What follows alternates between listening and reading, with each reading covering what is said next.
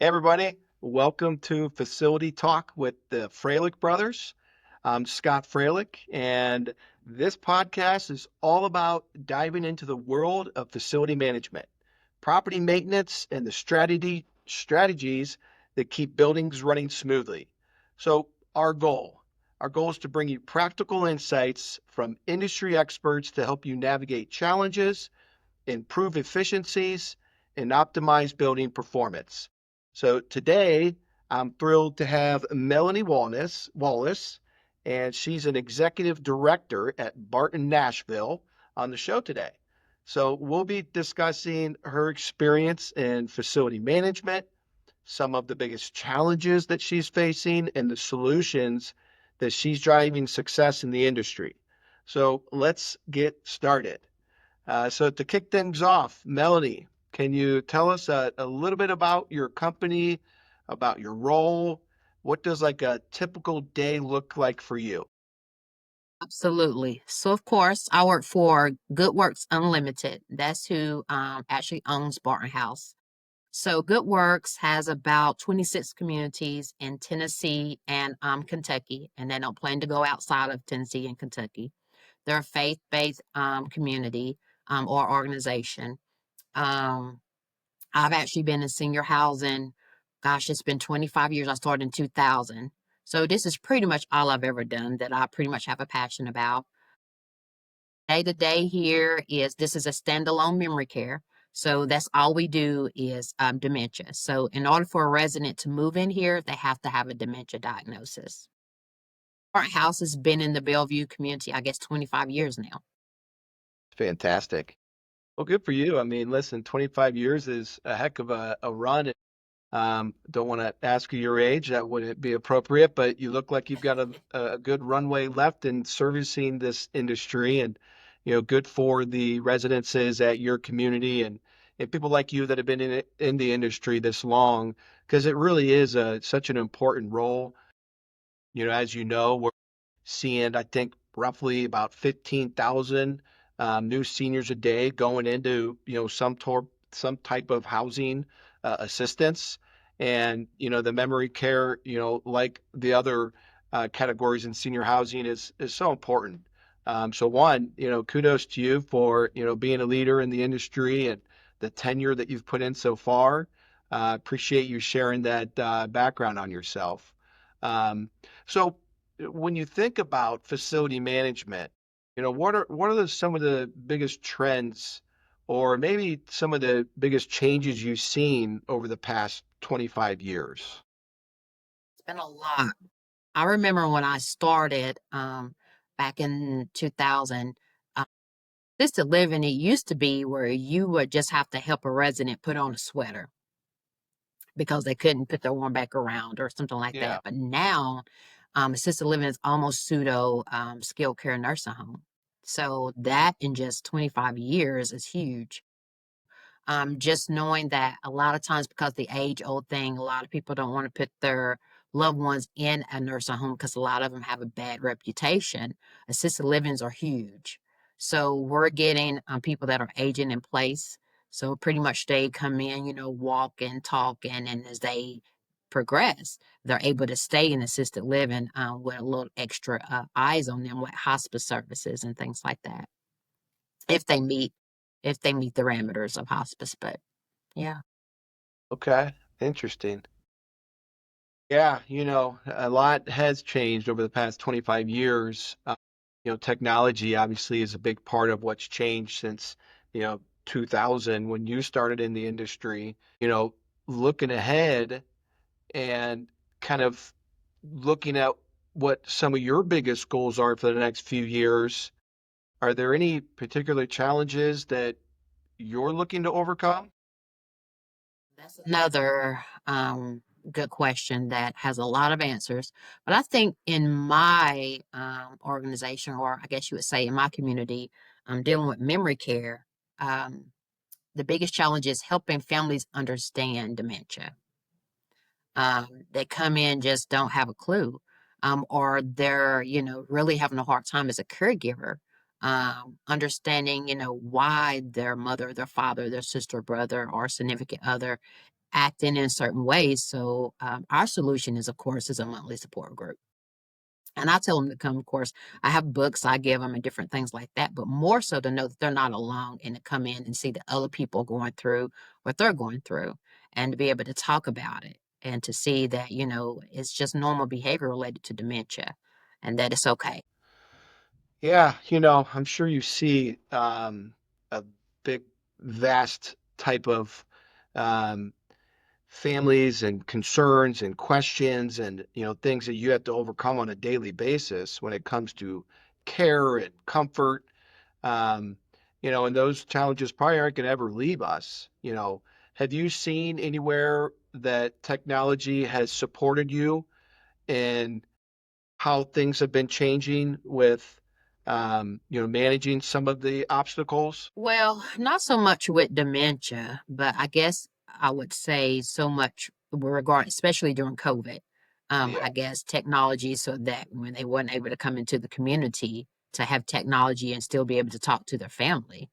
But outside of that, I'd say technology has helped maybe on different other departments, but not so much with dementia itself. yeah. No.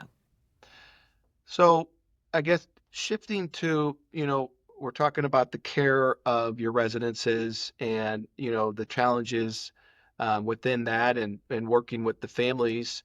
Um, where do you see on the facility management side, talking about, the building envelope maintenance, making certain that things are running smoothly and the building operations, aren't having issues for your residences. Um, talk to me a little bit about, obstacles that you faced in maintaining your building and, the facilities efficiencies within your community. Well, I always tell the staff that work under me, communication is key. You're only as good as an executive director as the people that you have under you. So, of course, hiring the right people for the position is key, and knowing that they're able to effectively do the job. Because, I'm one person, but I may have 10 different departments. And if you have people that just not committed or don't have that compassion piece, especially in my community, we're dealing with memory care, whether you're a housekeeper, whether you're in dietary, you're going to be dealing with people with dementia. Yeah, So let me give you an example. In dietary, we may have people on a special diets because they forget how to use a utensil. They may be using their fingers because they don't recognize how to use a fork and spoon anymore. It happens, right?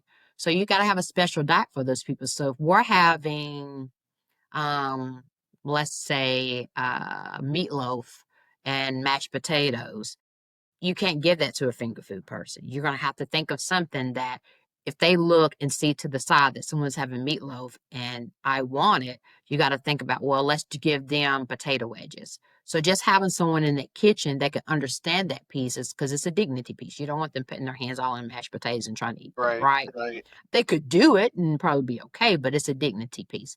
So Yep, it's just a lot of being able to think outside the box when it comes to memory care. What's going to give them a quality of life and still have their dignity.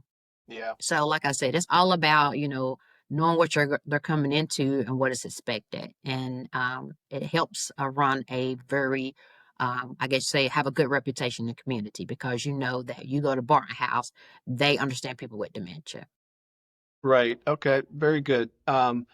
So with the resources that you have available to you, you had mentioned that in your role as the executive director, specifically to Barton Nashville, you've got people that are in your downline or that you manage to help support the community as a whole. And that could be, some of the things that you're talking about, as well as, the actual building and, the um, components of the building with, the maintenance and the upkeep.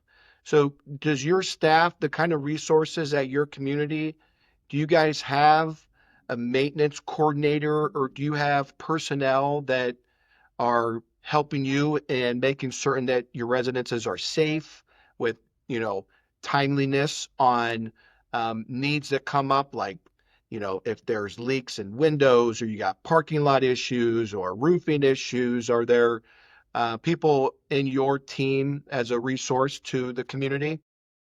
Absolutely, absolutely. Of course, we have a maintenance director that is here. We're a small community. We're a 40 bed, but it takes everybody's eyes and ears to stay on top of everything. If you're outside and it's raining one day and you see that there's water coming through the gutters, there's a maintenance request you're going to fill out. So just having everybody with the eyes and ears and reporting things as soon as you notice it. Yeah, you're exactly right. It takes a team, especially with the priorities that you have and making certain that, every day you're meeting those Mhm. priorities and getting those boxes checked and making certain that, your residents are always taken care of first. Exactly. And I'm sure it's very similar with your maintenance director. Mhm. In tandem, he's working with you saying, all right, we've got to mitigate, this issue and this issue. I need to prioritize this. And, a lot of times when it comes to those kind of issues, depending on how large or how small they are, budget's going to potentially be a constraint. Do you guys Absolutely. find that there's times where you're in a budget constraint to address a immediate need at your community? Oh, absolutely. But we don't compromise that. We gonna get it done. Yeah, I mean, you kind of have to, depending on, what the situation is, if it's a storm event or, you Hmm. know, maybe Hmm. something that's a nagging issue that, it's been left untouched for so long, it's turning into a bigger issue down the road. Um, those are, important strategies and important collaboration with your teams to stay in front of. It's one facility, but as you know, there's a lot of moving parts in one facility. Oh yeah. Oh yeah. Oh yeah. Yeah. But that's top priority. Yes, no question about it. So let me ask you from a strategy standpoint, maybe talk as a whole to the industry, what kind of strategies have you tried so far, to tackle, those unexpected results, or maybe looking back and saying that was a lesson learned. Is there anything that you've deployed or that you've worked with your team on deploying as a strategy? Uh, just looking back, it's always things that you could think about. You could have done better, of course. But I always say communication. Just everybody being on the same page and have a unified front. That's big in assisted livings or skilled care or any industry. You have to be all on the same page of what the expectations are. If you don't set the expectations, anything can happen. But yeah, I've probably got more than I would like to count on things I probably could have done better. Yeah. Well, that's just part of living and learning, no different where I'm sure you're getting real feedback from, even residences, albeit they may be in memory care, but perhaps they're sharing some things that could help improve the staff or communication to your point, and or maybe it's the residents, it's families, that are providing feedback or giving some of their opinions, and albeit they are what they are, but perhaps it could be something that is impactful or could make a difference. So when it comes to best practices and solutions, because a lot of what our podcasts are built around, Melanie, as you know, just by the title of the podcast, which is facility talk, and facility talk around building maintenance, and a lot of times what we talk about is best practices or solutions, um, you know, on improving maintenance operations at your facilities. So, working with your maintenance director, um, are there any effective like technologies that you guys have put in place? Are there any type of softwares that you use to mitigate tasks or to be able to have some transparency on outstanding issues that are still, left unchecked, if you will? Well, I think you just got to have a plan. So prior to me coming to Barton House, of course, I worked for a bigger organization, but um, here is not that hard. We kind of communicate off of I guess you would say, a list that people are filling out in a binder.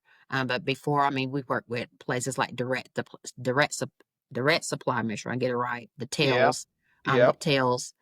So there's lots of apps out there, but here because we're so small, and I love it, it's not really that big of a deal. We kind of sometimes even just text, check this when you're here, or when you come in the morning, do this, or check the binder. I wrote a couple of things in there regarding some rooms that maybe need some attention or something in the kitchen that's falling apart. So I think just having a plan is key. So do you guys work um, holistically with Good Works Unlimited? That's the parent company. Is that what I understand? Correct. Correct. So is there communication from a upline or from a Teams meeting where you've got, I think you said 20 to 30 other communities inside that network? Is there a role you play in communications from a best practices or strategies or technology with these other communities as a whole, or are you guys all more or less standalone-ish? And, I guess how is it governed from a big picture standpoint? So of course we are pretty much standalone. This is my community and I own it. Okay. But of course, when there's bigger things that I probably can't answer or need some extra support on, we do have a support system where it's a regional director that we would, talk to, and they have other communities, and we just pretty much, those are the best practices is to communicate with our regional boss. Got it. So in your in the Good Works Unlimited portfolio, they do have a role that's a regional director that supports the other communities like the Barton Nashville community. Got it. Okay. Because that's similar in a lot of, as you know, in this space with senior Yeah, living, yeah. especially organizations that have, big portfolios, they generally have, your typical, chain of command with VP of facilities and then your regional director of facilities. And then directly at the community, you've got your team there. So that's helpful to understand because that's a lot of the people very similar to your background or that have come from big organizations. They do talk to those types of different levels and, where some of their best practices or where some of their solutions kind of come from.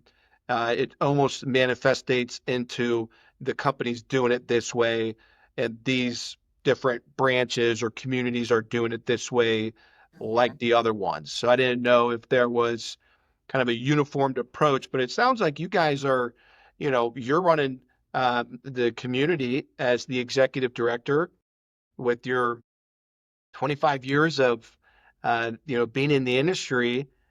You've got a, from all accounts, what I'm hearing from you, you got a really nice tight ship being ran there, and a lot of the boxes are being checked. That's really great, Melanie. That's really neat to hear. There's a lot of communities out there. You hear good stories, you hear bad stories. Um, in memory care, is one that's a niche in that space. And it's really really humbling to hear your story and to hear how you've worked out the balance within your community. Um, so I do appreciate you sharing with me that background and the things that are working there.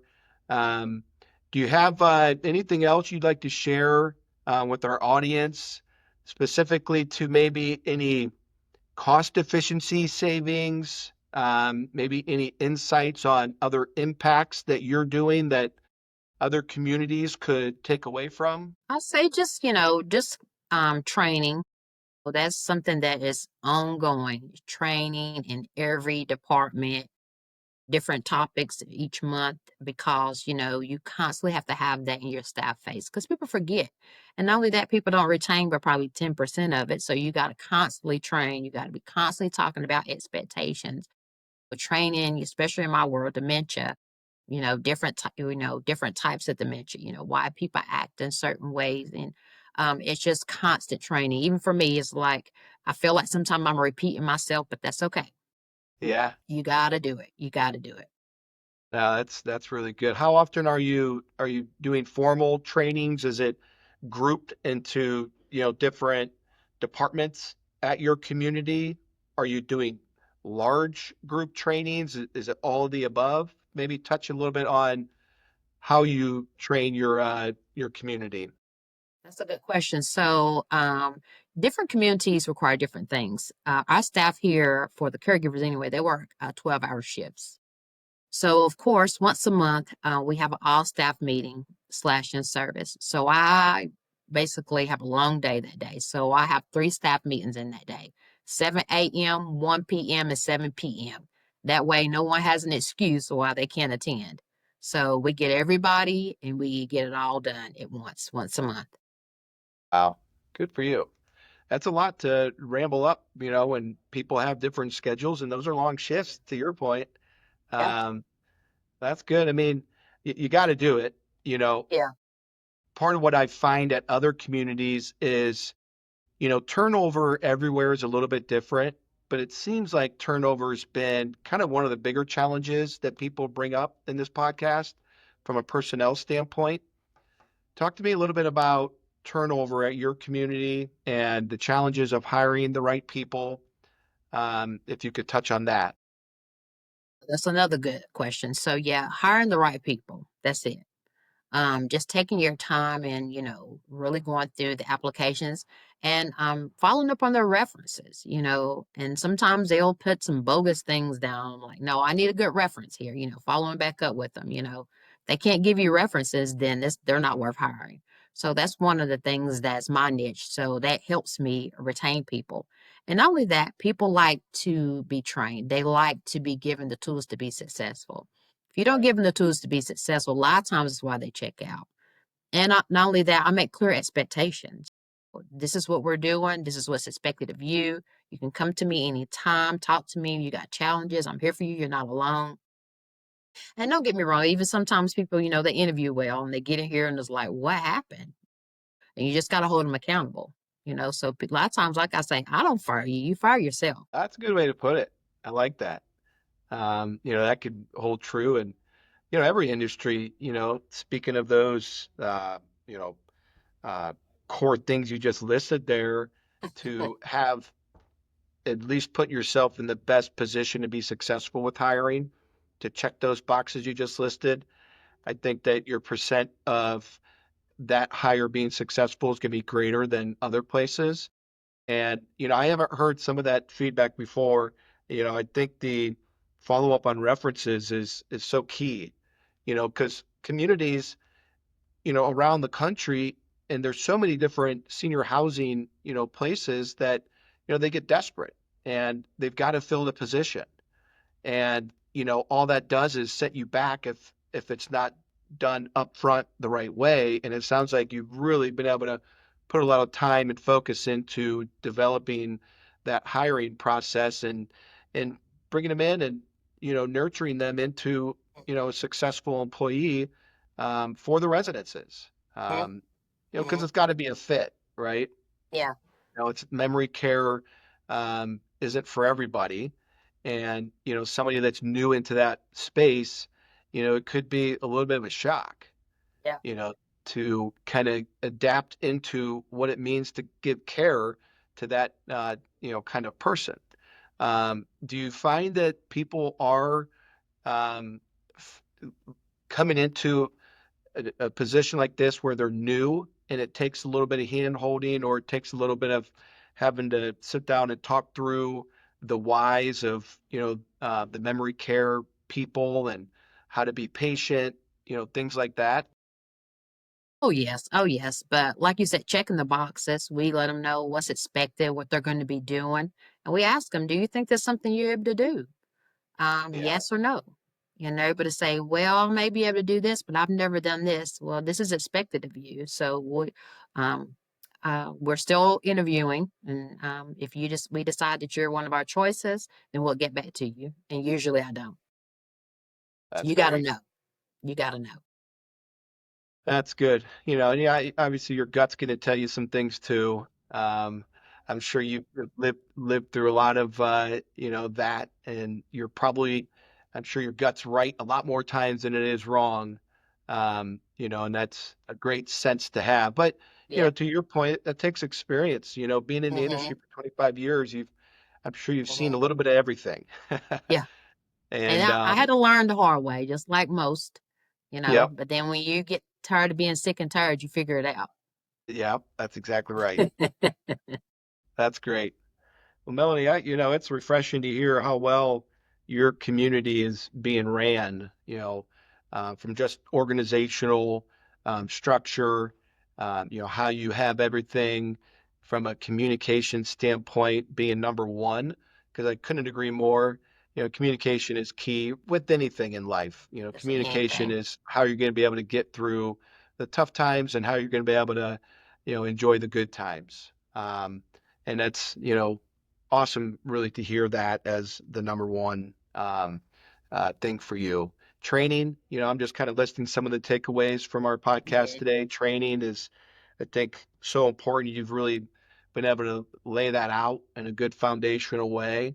And, I hope that, the other facility leaders in the industry really gravitate toward the importance of training.